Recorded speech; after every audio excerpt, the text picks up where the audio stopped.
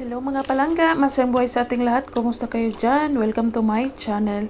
For today's video ay magluluto ako ng masarap na pang dinner nyo, pang lunch, o di kaya gusto nyo pang almusal or merienda.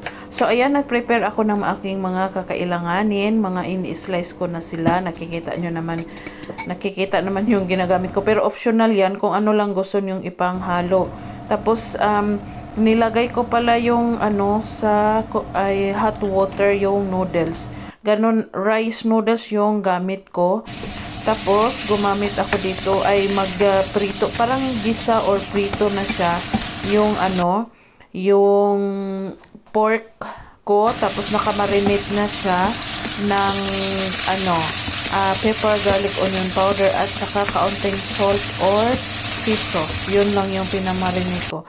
Tapos nilagay ko na ang naka-prepare ko na gulay na carrots, onion, mushroom at saka spring onion.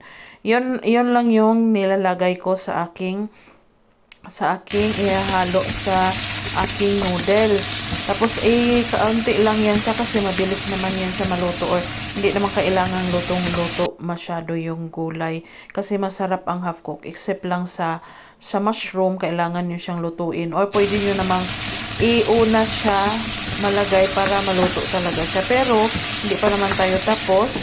Ngayon is ilagay na ang ating noodles at saka yung sauce na gawa natin.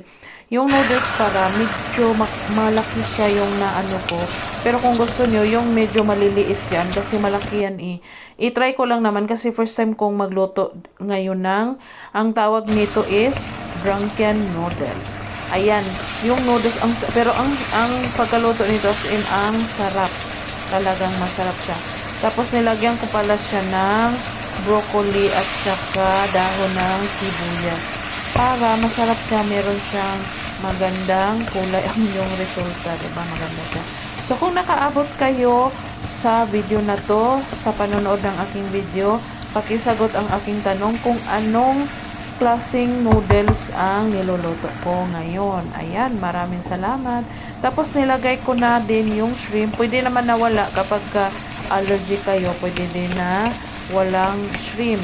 Tapos inano ko lang yung shrimp, hinalo ko doon sa noodles kanina lang, nilagyan ko ng hot water. So naluluto na yan siya. Di man siya kailangan nalutuin ng matagal kasi hindi siya pwede ma-overcook kasi hindi masarap ang overcook na shrimp.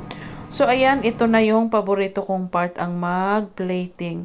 Tapos bagong bili ko pa yung plate ko kasi pasta plate daw pala yan siya.